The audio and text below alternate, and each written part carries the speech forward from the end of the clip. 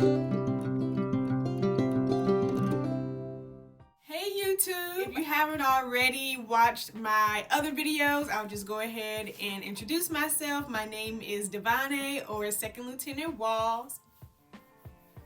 And I have been making a couple of videos in regards to my experience in preparing to meet a non-EAD commissioning board, previously known as the Deserving Airman Board. And non-EAD stands for Extended Active Duty. So the EAD stands for Extended Active Duty. I had the honor and pleasure of applying to 2 commissioning boards. I received an invitation to meet both of those boards. One board was in person, the other board was virtually. I go in depth in sharing my preparation and my experience in meeting both of those boards in the video I have about boards, but just to share briefly here, I met my first commissioning board virtually. In the video I made, I twisted the sequence in my board video, but I'm here to say I met my first board virtually. That was on 2 September of 2021, and then I went and met a second board 3 October 2021, and I was selected, thank God, by both of those boards and offered opportunity. The reason why I would be moving from one location to another location is because I am prior enlisted. Yes, I am prior enlisted. I made it all the way up to an E-7, which is a master sergeant. I actually prepared for these commissioning boards before I promoted.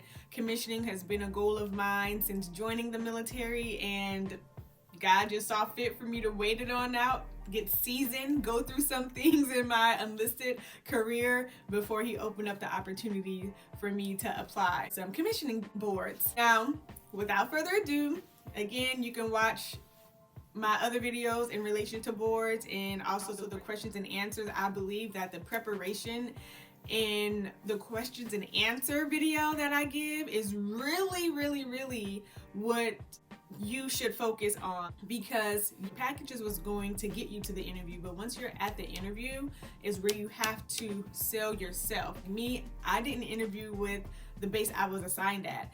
Both of the opportunities that I took advantage of were outside opportunities, and so put your best foot forward and don't assume that they've reviewed your package thoroughly, at least not all of the panelists, depending, because my virtual board had 3 members, my in-person board had anywhere from 6 to 8 members. Anywho, this video is about packages. So I have pulled up on my laptop the Officer Training School Commissioning Program checklist.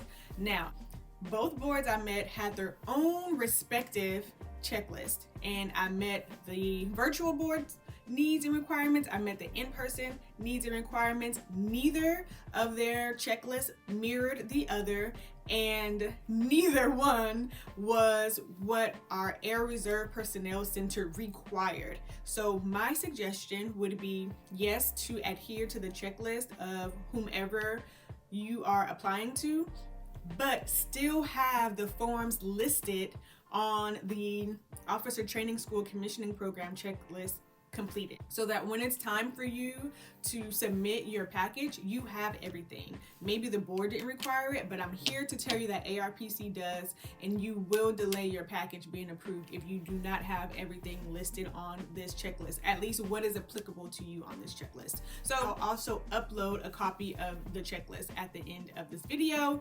If you are, and more than likely you are already in the service, you can go out to My Purse and do a search of non-EAD commissioning board or OTS commissioning program, something along those lines, and find this checklist as well if you want to read it.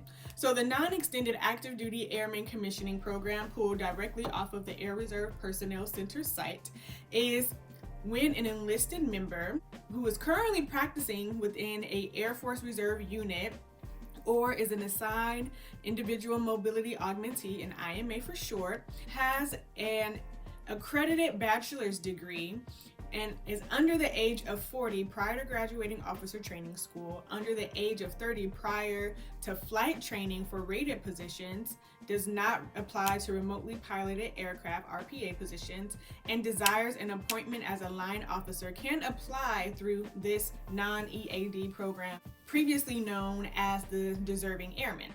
Enlisted members requesting to enter into a professional Air Force specialty code, AFSC, may contact an Air Force Reserve recruiter to assist with information on the AFR professional commissioning programs and positions.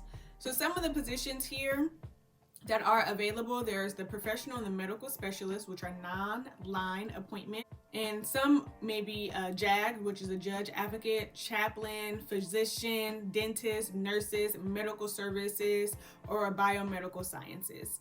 And your line of the Air Force Reserve appointment are pilots, navigators, any others that include operational, logistics, acquisition, and mission support Air Force specialty codes. There is a inter-service transfer, so if you are a part of the reserve within a different uniform service, you can transfer into the reserve of the Air Force via DD 368, but please work with a recruiter for all of that information. But for an assigned position, enlisted members seeking an appointment as a commissioned reserve officer must obtain written recommendation from their immediate supervisor, be tentatively selected and endorsed by the commander in order to secure an AFR officer position. I went through officer training school, which for me was a 2-month program. I started 3 August and graduated 30 September of 2021. Just wanted to make sure I read off some of that. Let's get into this video. So in reading off of the checklist, you will need your gaining unit commander recommendation endorsed by your IMA numbered Air Force, or short NAV, program manager. So once your package is done, you will submit it to your MPF, the military personnel flight, and if you're at a unit, and they will review your packet, make sure you have what you need in there, send it back if there's anything missing, and then they will go ahead and process it to ARPC, as I shared earlier. That's the Air Reserve Personnel Center. If you are an individual mobility augmentee, an IMA, which I was an IMA, I had to go through my detachment, and their FSS equivalent is who assisted me. Now, it was definitely a learning curve. Initially, when I was looking to commission, I was going out looking at IMA billets, seeing vacancies, and then emailing those members, hey, would you entertain a non-EAD commissioning board? Are you considering a non-EAD commissioning board for this position, etc., etc.? I'm seeking commissioning. I was very progressive about it. Don't let anything hold you back. You will require the Air Force Form 1288, which is an application for Ready Reserve assignment. MPF will go through and see if you currently hold any kind of skill level. This is for those who are currently serving. If you have any professional military education accomplished, they would require the RMVS printout, so that vacancy, that they can reference it. For an IMA, it's the RMVS vacancy, and for a traditional reserve member, an AGR, something along those lines, you will still provide the RMVS printout with the understanding that the position may be blocked. You will require your current CERF and RIP,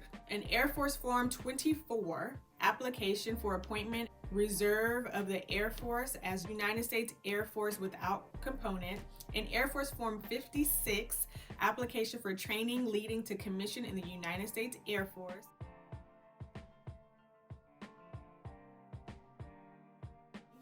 It required an interview where someone will sit down and write a note as to why they endorse you. I suggest a supervisor, a mentor, whomever that you trust, and that will also give you some critical feedback.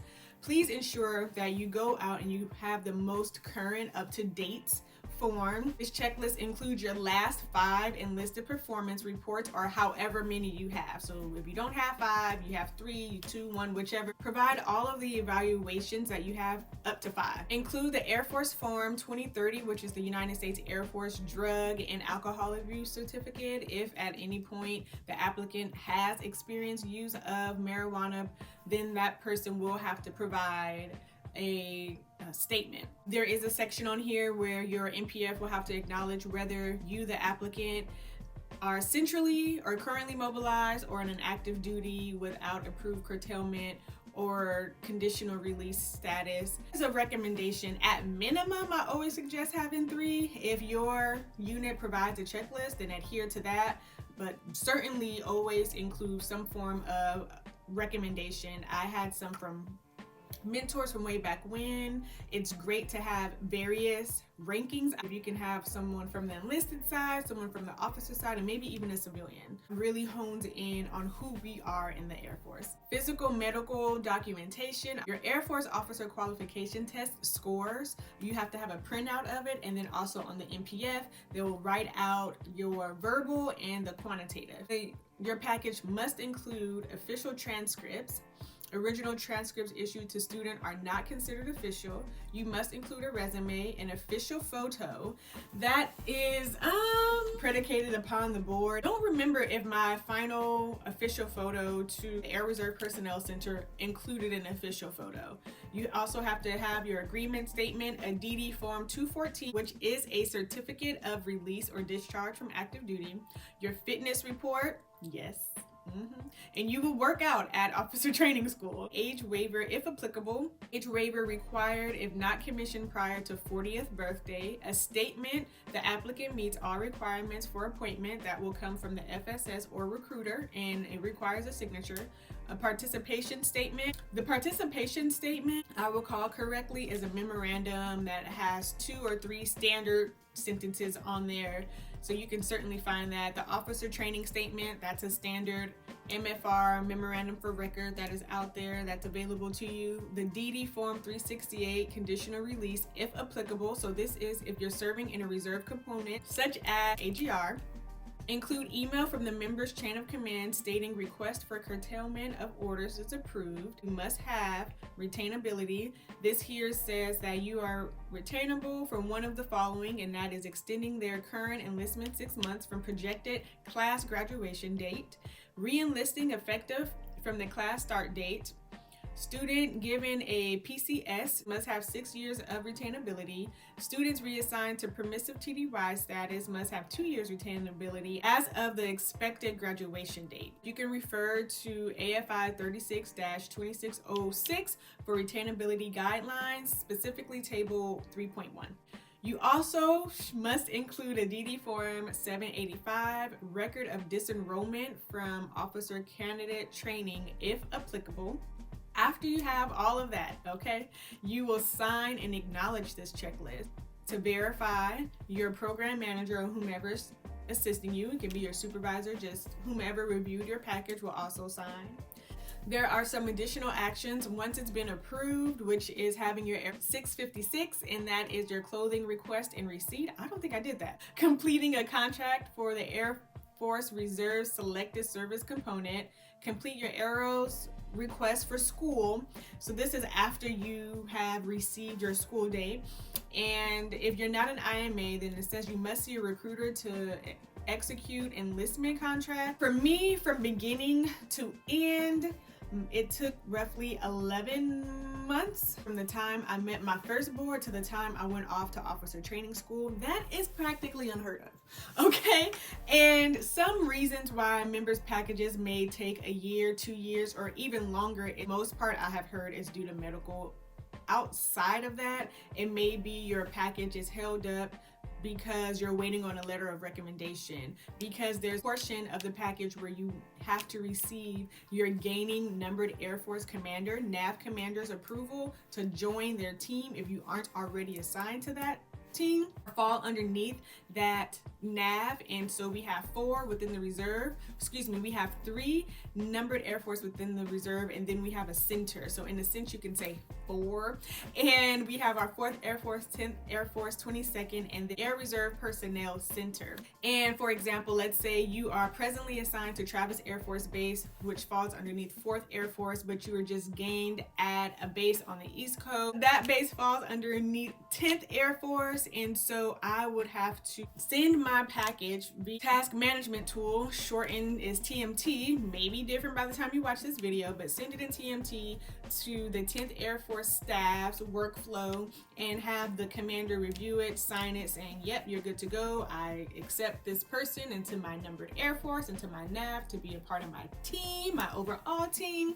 And then you take that package and you send it off to ARPC. I submitted my package in January, and let me go back. I met my board in September and October, once I finally received a 1288 from one of the boards. I submitted my package, if I'm not mistaken, in January. And then there was an error. I made those corrections, resubmitted my package, and that maybe was mid-February or so. And then I received my officer training school dates in March. Shared earlier in the video, I didn't leave for officer training school until August. Now, I'm sharing all this so that you can already, if you have it in your mind that you want to apply to a commissioning board, go ahead and find this checklist. I will also have it included on here.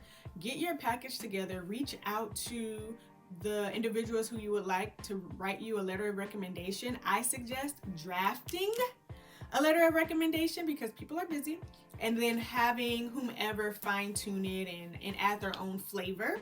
Also, make sure you have your degree. I did meet a board where a young lady didn't have her degree. I'm not sure if she was afforded an opportunity, but the requirement is for you to have an accredited bachelor's degree. And trying to think what else may be of benefit. Be patient. Get your medical done in advance. Getting a physical has held members' packages up, but I spoke with the officer accession program manager during my process, and he informed me that per DAFMAN 48-123, a currently enlisted member can use a current PHA and 422 in lieu of a commissioning physical. The exact paragraph number is 1.4.3.8.1, and it reads, enlisted service members applying for commission may use their most current PHA in completing Air Force Form 422, which is a notification of Air Force members' qualification status, noting qualified for a accession without a deployment limitation in lieu of accomplishing another physical for the specific purpose of commissioning. Make sure that you're aware of that and that you have that reference in case you get any pushback in stating you have complete a commissioning physical only if this is applicable to you. Fingers crossed that saves you some time. And I think that is all that I have for the package process at this time. Go and find and research and review and check out any additional sites that are given to you. Do your own research, speak to whomever you need to speak to, and check out some of my other videos. I go over meeting the board, preparing for the board. I go over the questions I studied and how I went about studying those questions. And also my officer training school experience and the schedule, at least the schedule when I went through, and wish you the best of luck. Please leave a comment if there's anything that I missed out on. Let's help each other get to where we want to be.